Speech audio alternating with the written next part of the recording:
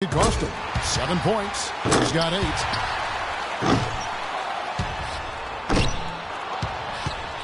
Gets the money ball. 11 points.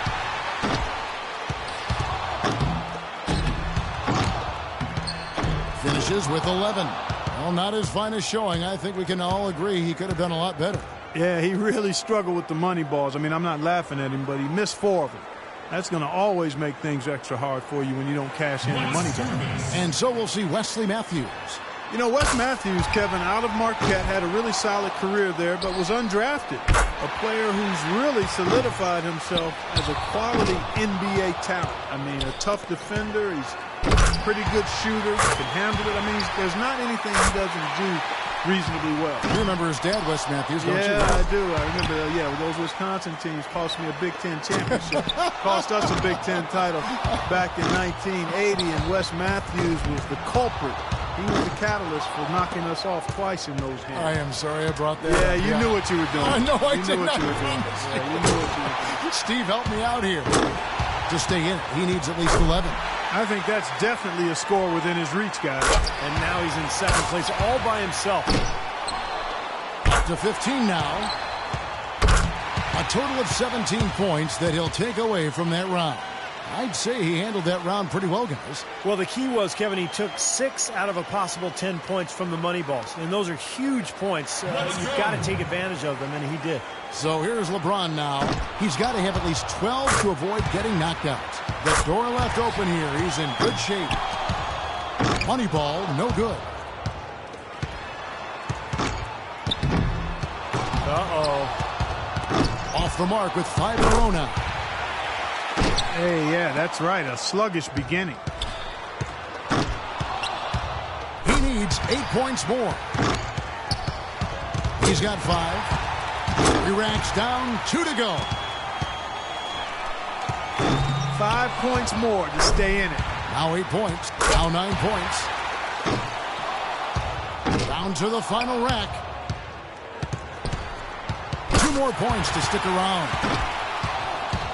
Now with 11. Finishes with 11. Well, not his finest showing. I think we can all agree he could have done a lot better. I guess one way to look at it is that he was just in his discomfort zone in that round.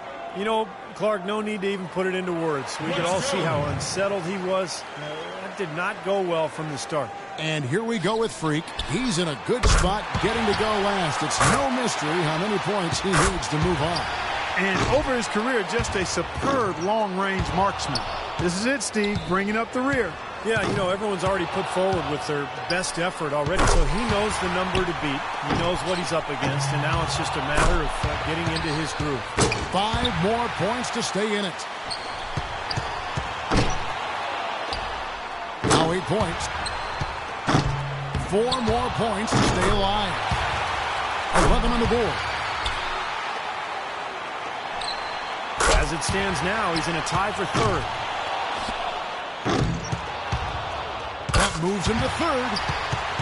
3 of 4 on money balls. Good momentum here to close it out.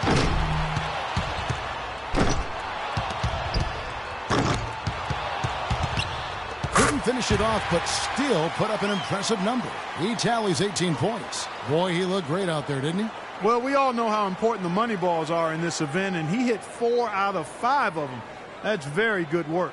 Curry's got the top score in the qualifying round. It's really hard to say who will have the upper hand in the final round. Those are some excellent, very evenly matched clutch shooters. Well, at this stage, you're always going to have great shooters, and, you know, it really is a toss-up at this point. These guys hopefully will bring out the best in each other. And so we'll see Wesley Matthews. He squeaked into this round with the lowest qualifying score so far. He's the first one to go in this one. And guys, one of the cardinal sins of the three-point contest is a player trying to change his stroke after a bad rack or two. It won't work. Well, it's tempting to do so, Clark, but trying to make adjustments during a 60-second span sometimes is tough. People tend to overthink things. Now, this is really more about finding your stroke early and then not thinking about anything. Finishing strong. Now to 15. And he's got 15 points when the round ends. I'd say a solid showing from him. Yeah, it was adequate, absolutely. I mean, he really stayed with it, hung in there nicely, I thought. Yeah, that's right. There were some moments when it looked like things might slip away from him, but I thought he was really tough. He hung in there throughout and posted a decent number. And so it'll be Stephen Curry here. If you look at the numbers through the first part of his career, I mean, there's a legitimate case that Steph Curry will go down as maybe the best shooter in the history of the NBA. You know, in the 4 times you played in the three-point shootout, Steve, you made it through the first round 3 times. Physically, would you start to wear out or wear down a little bit in the later stages? I did, Clark, a little bit. I was a jump shooter and not an overly strong guy. So I thought the bigger, stronger guys like Larry Bird, maybe guys who shot set shots, I thought they held up a little bit more. Dirk Nowitzki comes to mind as well. Can't get the money ball.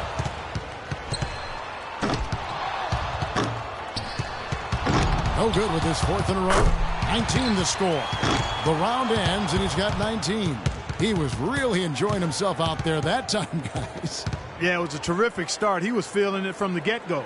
And here we go with Freak. He had the highest score in the last round. Let's see if he can do it again here in the finals.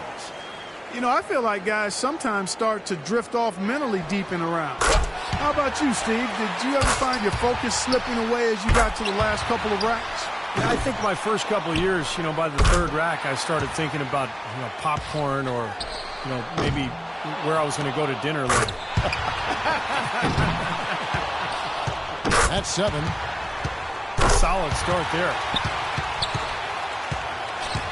10 points on the board. 8 more points and he'll tie things up. And he buries his 5th in a row. Yep. And he's made all 3 money balls. 4 points more to win.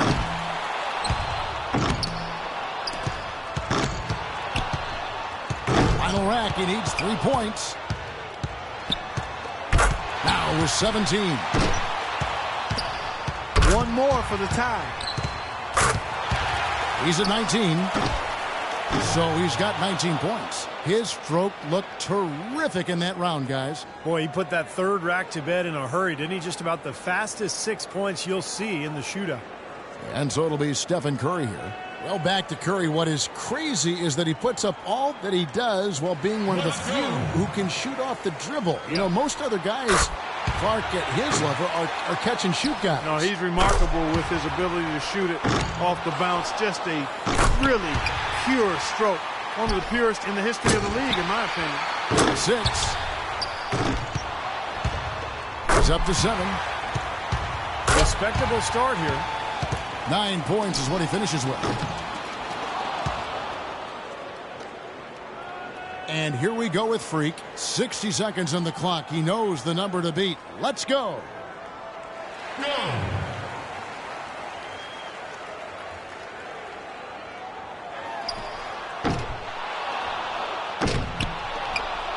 Makes his first there. 2 points. Now with 4.